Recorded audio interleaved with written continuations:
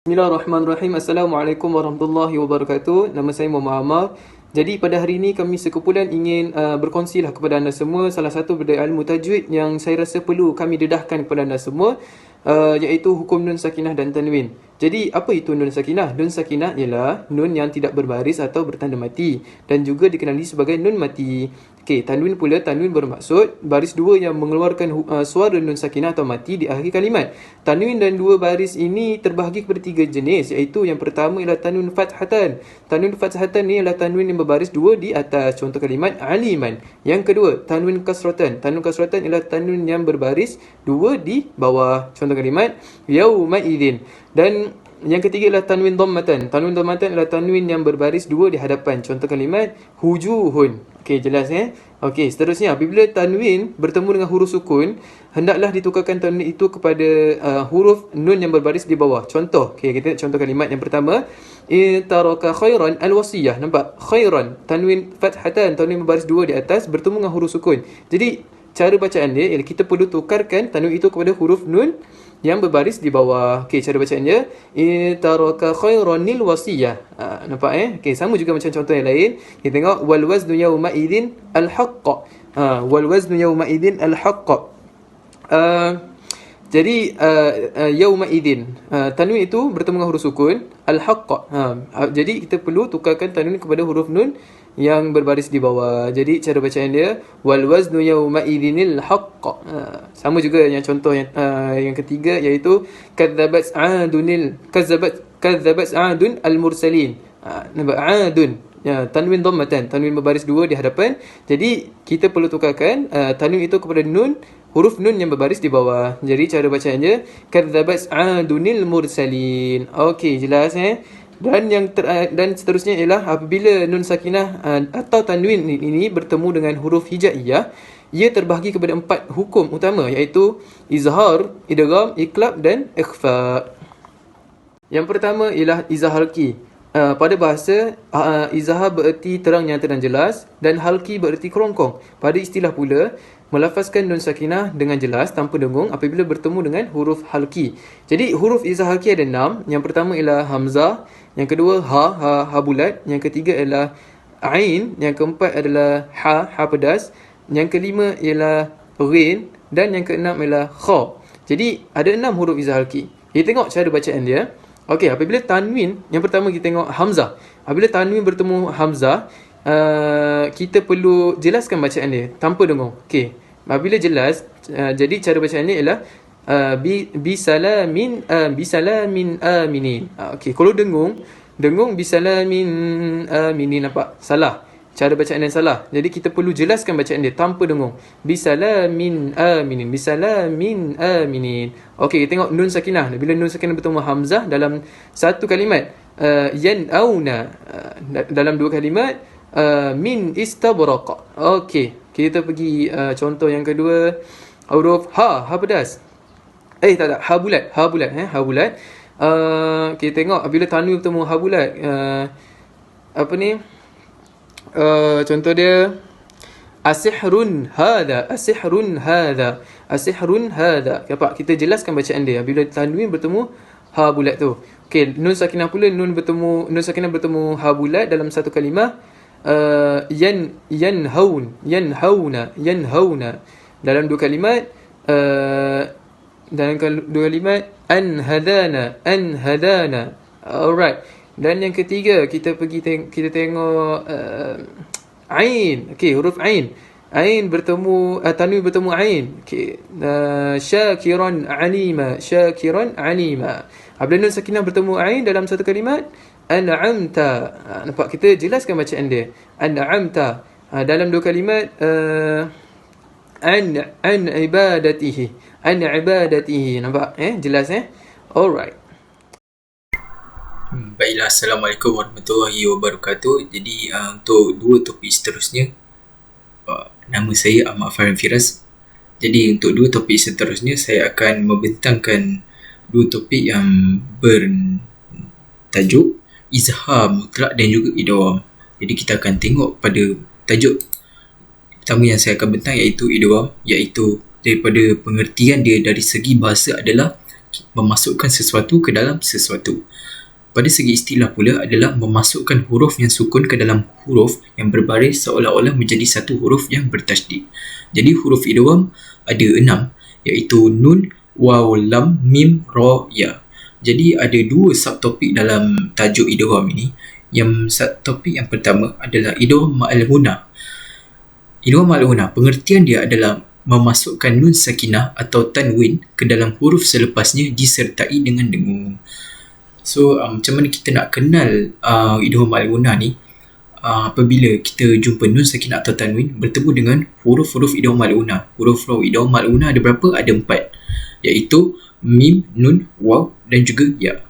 Okey, kita lihat contoh dia.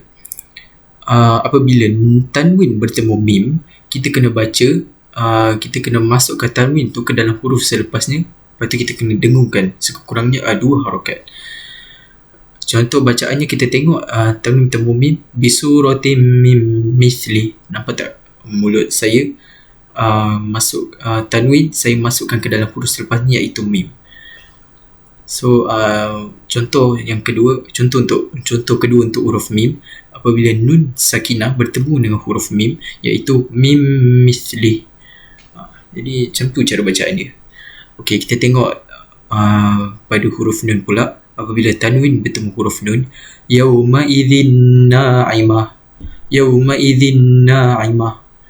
Untuk kita tengok nun sakinah bertemu huruf nun juga, lan nu'mina. Dia punya cara bacaan dia, kita kena masukkan nun sakinah dan juga tanwin ke dalam huruf selepas dia dengan dengungkan sedikit. Okey, untuk huruf waw pula, apabila tanwin bertemu huruf waw, waliyyu wala nasir. Apabila nun sakinah bertemu huruf waw, min waliyin. Okey, untuk huruf ya pula, apabila tanwin bertemu huruf ya, wujuhu yawma izin.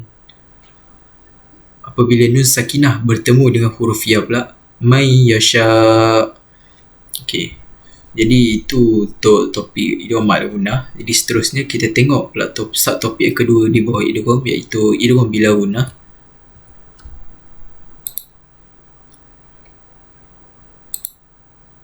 Okey, untuk pengertian idgham bila ghunah adalah kita kena pengertian untuk idgham bila ghunah adalah memasukkan nun sakinah atau tanwin ke dalam huruf selepasnya tanpa dengung. Okey, apa beza idgham bila ghunah dengan idgham ma'al ghunah? Jadi tadi idgham ma'al ghunah kita kena masukkan nun sakinah atau tanwin ke dalam huruf selepasnya dengan didengungkan. Kalau idgham bila ghunah pula, dia memasukkan nun sakinah atau tanwin ke dalam huruf selepasnya tanpa didengungkan. Jadi itu beza dia.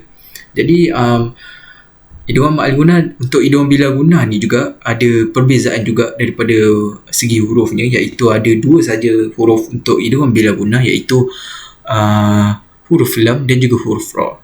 Jadi kita tengok contoh untuk huruf lam. Apabila tanwin bertemu lam, cara bacaan ni sama juga, tapi kita tak payah baca secara dengung. Cara bacaan dia adalah bila tanwin bertemu lam, qayyimal liyunzira. Nampak tak?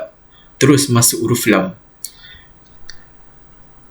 Untuk nun bertemu nun sakinah bertemu huruf lam, min ladunhu. Okey, kita tengok pula untuk huruf ra. Apabila tanwin bertemu ra, macam ni cara bacaan dia, ghafurur rahim. Manakala nun sakinah bertemu huruf ra, mir rabbihi. Okey, jadi sekadar tu je.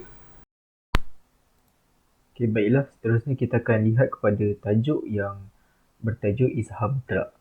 Okey, izhar mutlak, terdapat beberapa keadaan nun sakinah hendaklah dibaca dengan izhar, iaitu jelas, walaupun bertemu dengan huruf idgham. Okey, kalau kita belajar sebelum ni, apabila nun sakinah bertemu dengan huruf idgham, kita kena baca dengan secara idgham.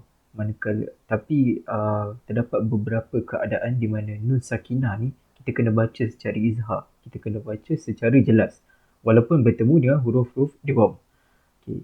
Antaranya yang pertama, jika nun sakinah tu bertemu huruf-huruf idgham dalam satu kalimah, maka nun sakinah itu mestilah diizharkan tanpa boleh diidghamkan.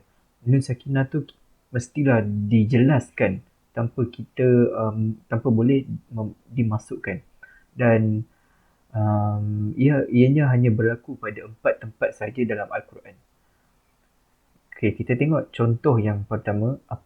Yang ni kalau kita tengok, ini adalah nun bertemu waw. Waw tu adalah huruf idgham, tapi kita kena baca secara jelas. Sebab apa? Inilah izhar mutlak. Kinwanun. Kinwanun. Okay, contoh yang kedua adalah sinwanun. Contoh ketiga, ad-dunya. Nun bertemu ya, ad-dunya. Ad-dunya. Contoh yang keempat pula, apabila nun bertemu ya, sama juga cara bacaan dia, bunyana. Bunyanun. Bunyanun. Kita kena baca secara izhar, secara jelas. Kita tengok pada contoh yang kedua dah, izhar mutlak juga pada perkataan yang wajib saktah. Okey, apa itu saktah? Saktah tu kalau korang semua perasan bila korang baca Al-Quran, korang ada perasan ada huruf sin kecil dekat atas huruf tu, itulah tanda saktah. Jadi saktah ni cara bacaan dia adalah dia kita kena dia punya cara bacaan dia adalah kita berhenti seketika dalam satu nafas. Kalau kita berhenti, lepas tu kita ambil nafas baru, itu tak dipanggil saktah, itu namanya wakaf lah tu.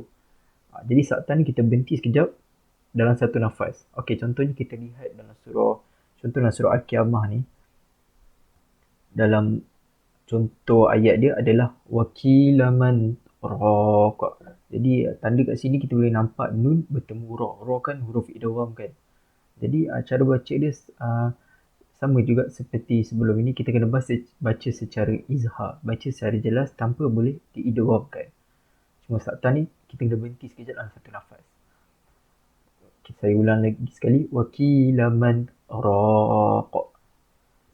Itu sahaja daripada saya. Sekian, terima kasih. Assalamualaikum. Nama saya Ahmad Ini Shazim. Saya akan menerangkan tentang iqlab. Dari segi bahasanya ialah memalingkan atau menukarkan sesuatu. Dari segi istilahnya pula, menukarkan sebutan nun sakinah atau tanwin kepada sebutan mim secara ikhfa berserta dengung bertemu dengan huruf ba. Apakah itu sebutan mim secara ikhfa? Iaitu sebutan yang secara tersembunyi. Cara bacaan ialah kedua-dua bibir kita tidak bersentuhan apabila menyebut mim itu. So, saya akan bagi contoh bacaan saya ialah Sami'un basirun. Yang kedua, min ba'di yang bu'a mustaghfir billail burik bi'akum bihum. So, dia nampak tak dari segi situ? Seterusnya pula ikhfa hakiki. Dari segi bahasanya, ikhfa bererti sembunyi, hakiki bererti berlaku dengan sebenar-benar. Dari segi istilahnya pula ialah menyembunyikan huruf nun sakinah atau tanwin dengan sebutan pertengahan antara izhar dan idgham diserta dengung apabila bertemu huruf ikhfa hakiki. Huruf ikhfa hakiki ada 15, iaitu ta, sa, jim, dal, zal, zai, sin, shin, sod, dot, to, zo, fa, qaf dengan kaf. Jadi kita sambung dengan contoh bacaannya. Yang pertama, huruf ta. Ni'matin tujza man taba kuntuna. Huruf sa. Jami'an summa man thaqulat wal unsa. Yang ketiga, jim. Sa'idan juruza wa man jahara anjainakum. Nampak tak dekat situ? So saya rasa itu saja. Saya harap pengkongsian yang kami berikan ini cukup bermanfaat kepada kamu semua untuk membaca Al-Quran. Sekian, terima kasih.